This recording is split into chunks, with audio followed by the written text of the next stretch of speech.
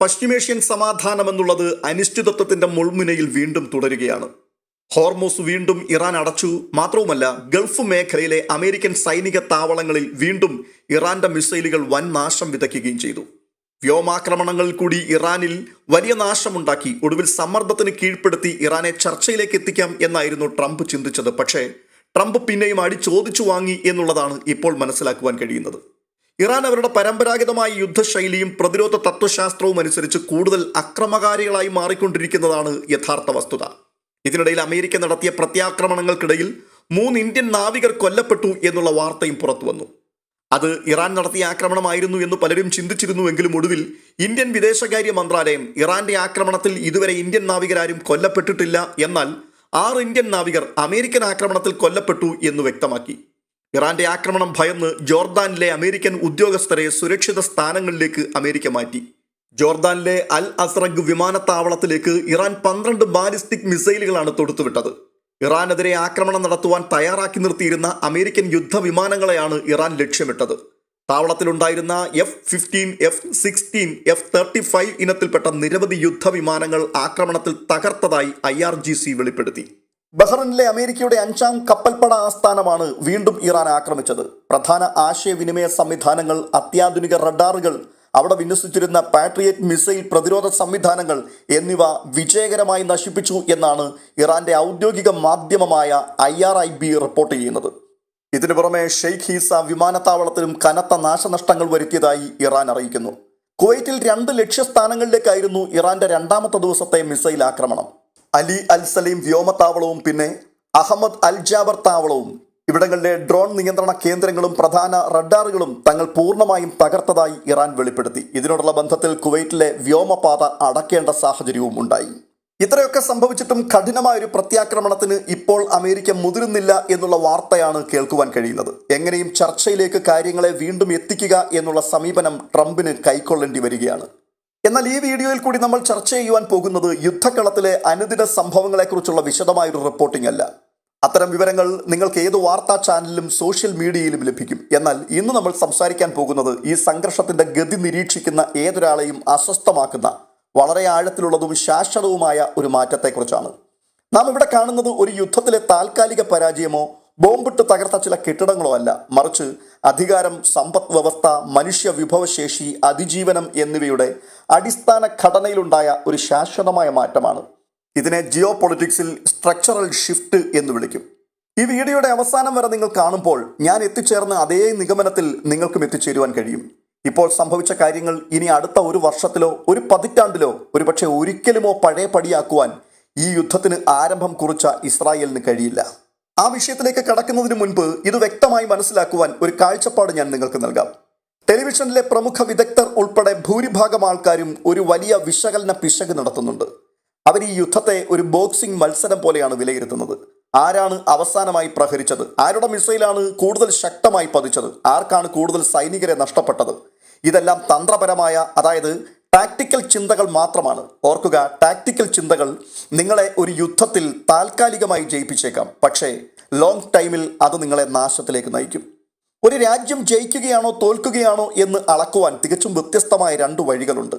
ആദ്യത്തേത് ടാക്ടിക്കൽ.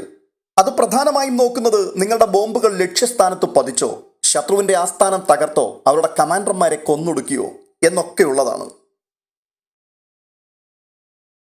ഈ അളവുകോൽ വെച്ച് നോക്കുമ്പോൾ അത്യാധുനിക രഹസ്യാന്വേഷണ വിഭാഗവും യുദ്ധകളത്തിലെ വിജയങ്ങളുമുള്ള ഒരു ഭീമൻ വ്യോമസേനയായി ഇസ്രായേൽ കാണപ്പെടുന്നു. അതിൽ യാതൊരു സംശയവുമില്ല, മൊസാദ് തലയെടുപ്പോടുകൂടി നിൽക്കുകയാണ്. എന്നാൽ 2ാമത്തെ അളവുകോൽ സ്ട്രാറ്റജിക് അഥവാ തന്ത്രപരമായ ഒന്നാണ്.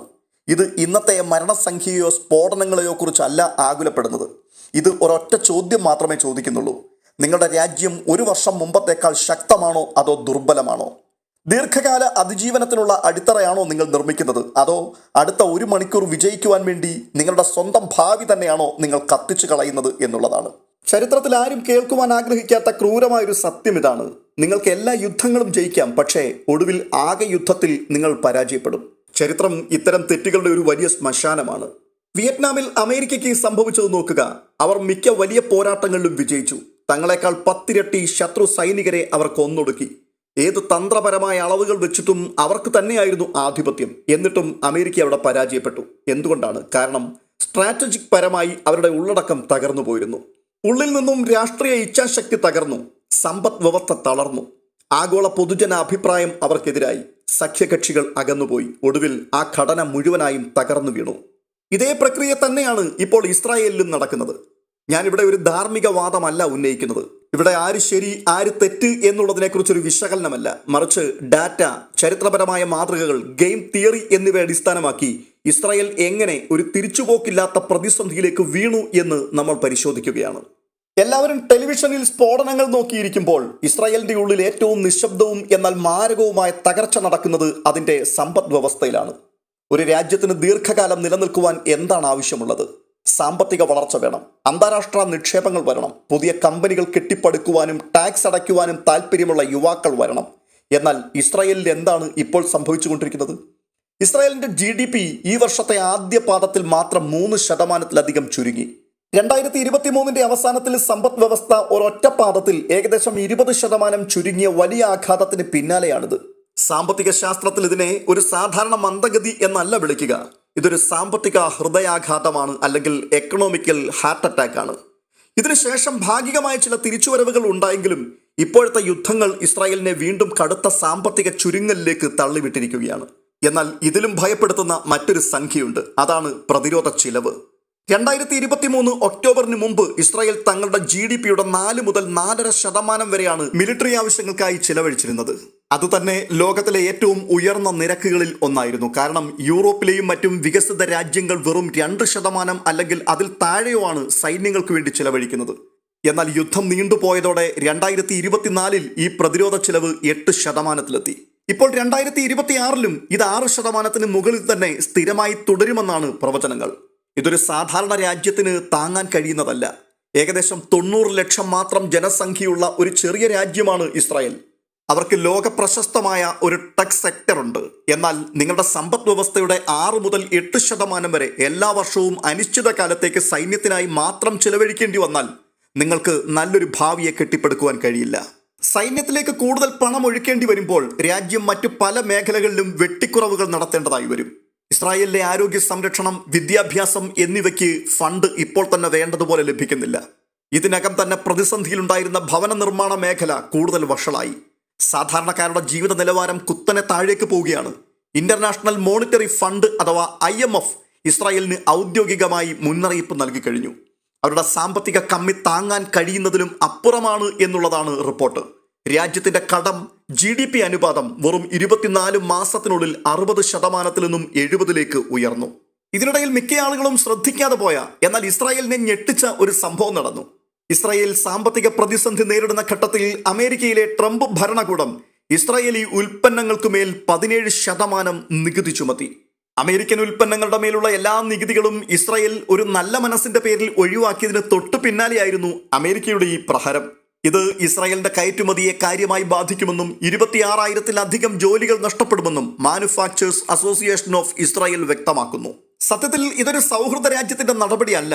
ഇത് വലിയൊരു സൂചനയാണ്. അമേരിക്കയ്ക്ക് ഇസ്രായേലിനോടുള്ള സമീപനം മാറുന്നു എന്നുള്ളതിന്റെ വ്യക്തമായ സൂചന.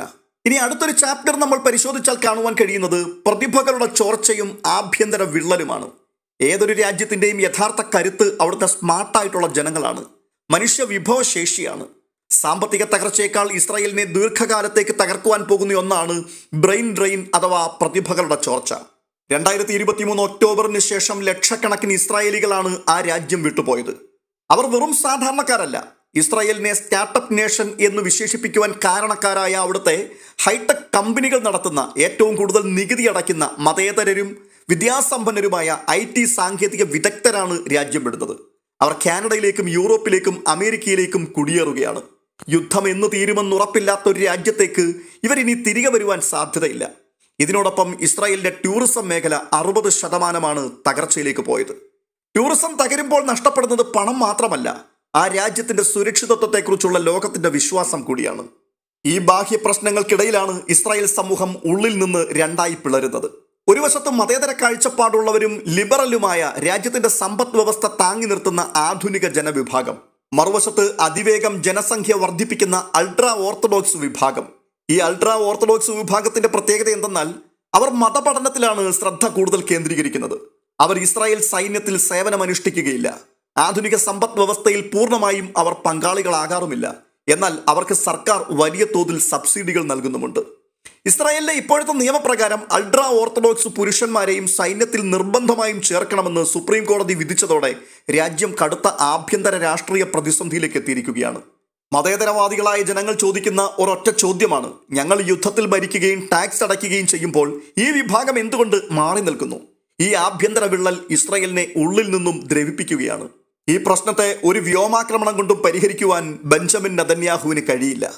ഇനി അടുത്ത അധ്യായം അന്താരാഷ്ട്ര അംഗീകാരത്തിന്റെ തകർച്ചയാണ്.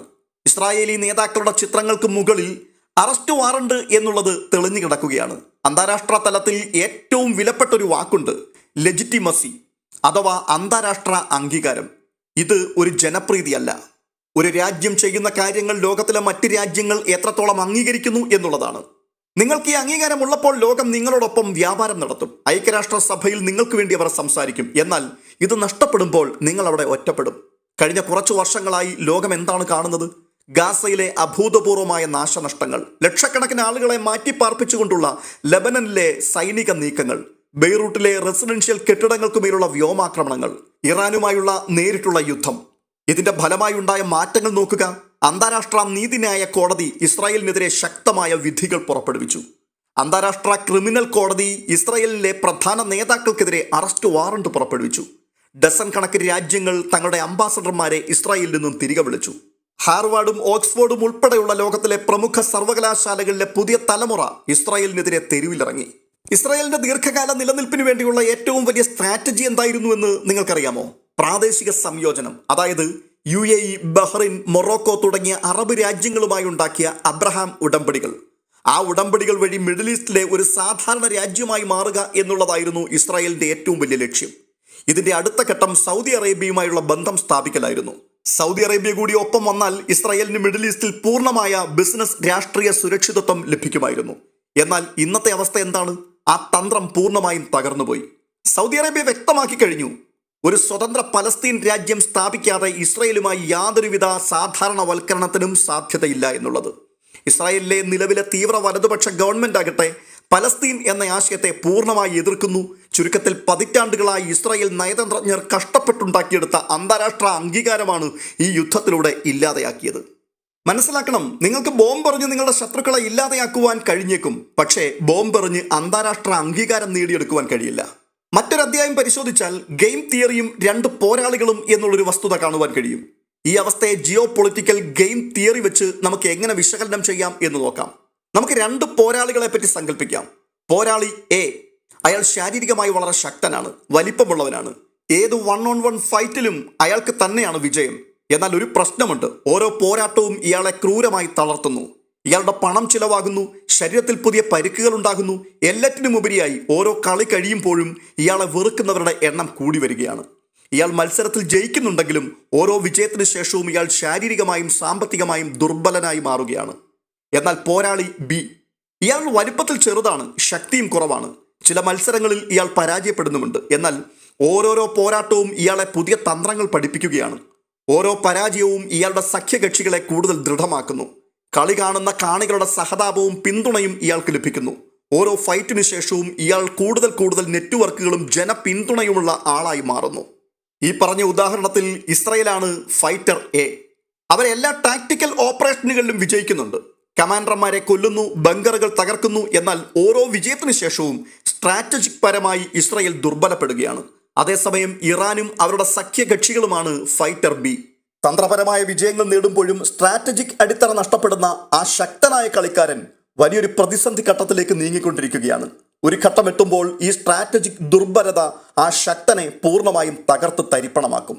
എന്നാൽ ഫൈറ്റർ ബി അതിജീവിച്ചും പാഠങ്ങൾ പഠിച്ചും കരുത്ത് തെളിയിച്ച് കയറി വരികയാണ്. ഇനി മറ്റൊരു അധ്യായം പരിശോധിച്ചാൽ അമേരിക്കൻ സാമ്രാജ്യത്തിന്റെ പിൻവാങ്ങൽ അവിടെ നമുക്ക് കാണുവാൻ കഴിയും. ഇസ്രായേലിന്റെ നിലനിൽപ്പിന്റെ ഏറ്റവും പ്രധാനപ്പെട്ട ആണിക്കല്ല് അമേരിക്കൻ ബന്ധമാണ്. പലരും വിചാരിക്കുന്നത് അമേരിക്ക ഇസ്രായേലിനെ എല്ലാ കാലത്തും കണ്ണുമടച്ച് അങ്ങ് വിശ്വസിക്കുമെന്നാണ്. എന്നാൽ ജിയോ പൊളിറ്റിക്സിൽ ഇത്തരം വികാരങ്ങൾക്ക് സ്ഥാനമില്ല. അമേരിക്കയും ഇസ്രായേലും തമ്മിലുള്ളത് തുല്യർ തമ്മിലുള്ള ബന്ധമല്ല. അതൊരു പാട്രൺ ക്ലയന്റ് ബന്ധമാണ്. അതായത് ഒരു രക്ഷാധികാരിയും ആശ്രിതനും തമ്മിലുള്ള ബന്ധം.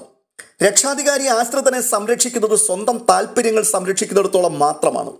എപ്പോഴാണോ ആശ്രിതൻ രക്ഷാധികാരിക്ക് ഒരു വലിയ ലാഭത്തിന് പകരം വലിയ ബാധ്യതയായി മാറുന്നത്, അപ്പോൾ ആ ബന്ധത്തിന്റെ സ്വഭാവം തന്നെ മാറും. ഇപ്പോൾ ഇസ്രായേൽ അമേരിക്കയുടെ താല്പര്യങ്ങളാണോ ശരിക്കും സംരക്ഷിക്കുന്നത്?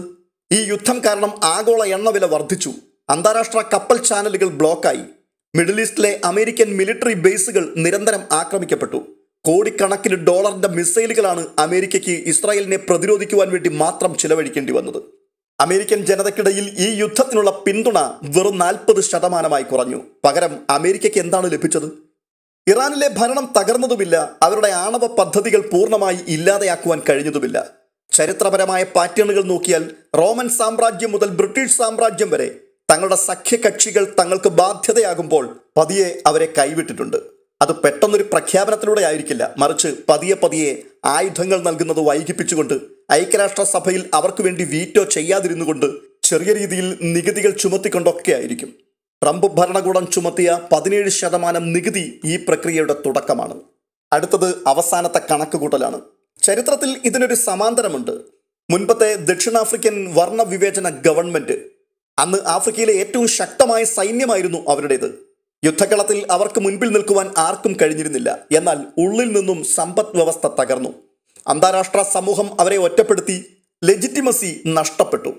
ഒടുവിൽ ഒരു വിദേശ സൈന്യം വന്നവരെ തോൽപ്പിക്കുകയല്ല ചെയ്തത്, മറിച്ച് ആ സിസ്റ്റം ഉള്ളിൽ നിന്ന് തന്നെ തകരുകയായിരുന്നു. ഇസ്രായേലിനും ഇന്ന് സംഭവിക്കുന്നത് മറ്റൊന്നുമല്ല. ഞാൻ വീണ്ടും വ്യക്തമാക്കുകയാണ്, ഇസ്രായേൽ നാളെയോ അടുത്ത വർഷമോ ഇല്ലാതെയാകും എന്നല്ല ഈ പറഞ്ഞു വരുന്നത്. അവർക്കിപ്പോഴും ശക്തമായ ആയുധങ്ങളും മികച്ച മിലിറ്ററിയുമുണ്ട്. എന്നാൽ ഒരു രാജ്യം സുരക്ഷിതമായ ഭാവിയിലേക്ക് വളരുകയാണോ, അതോ ഇന്നത്തെ 1 മണിക്കൂർ ജയിക്കുവാൻ വേണ്ടി സ്വന്തം ഭാവി കത്തിച്ചു കളയുകയാണോ എന്ന ചോദ്യത്തിന് ഇസ്രായേലിന്റെ ഇന്നത്തെ അവസ്ഥ രണ്ടാമത്തേതാണ്. റോമൻ സാമ്രാജ്യമോ സോവിയറ്റ് യൂണിയനോ ഒരൊറ്റ ദിവസം കൊണ്ടല്ല തകർന്നു വീണത്. കടങ്ങൾ കുമിഞ്ഞുകൂടുകയും സൈന്യം അമിതമായി വ്യാപിപ്പിക്കുകയും ആഭ്യന്തര വിള്ളലുകൾ കൂടുകയും ചെയ്യുമ്പോൾ ഒരു ദിവസം ആ സിസ്റ്റത്തിന് താങ്ങുവാൻ കഴിയാതെ അത് തകരുവാൻ തുടങ്ങും. ഇസ്രായേൽ ഇപ്പോൾ നിലനിൽക്കുന്നത് ആ ഘടനാപരമായ തകർച്ചയുടെ ആദ്യ ഘട്ടങ്ങളിലാണ്. ഇനി വരുവാൻ പോകുന്ന ദിവസങ്ങളിൽ ഏത് തരത്തിലുള്ള ഇസ്രായേൽ ആയിരിക്കും അവിടെ അവശേഷിക്കുക എന്നുള്ളത് മാത്രമാണ് അറിയുവാനുള്ളത്. അതിനാൽ തന്നെ വ്യക്തമായി വീണ്ടും പറയാം, ഈ വിശകലനം ഒരു പ്രവചനമല്ല, ഡേറ്റ അടിസ്ഥാനമാക്കിയുള്ള ഒരു പഠനമാണ്.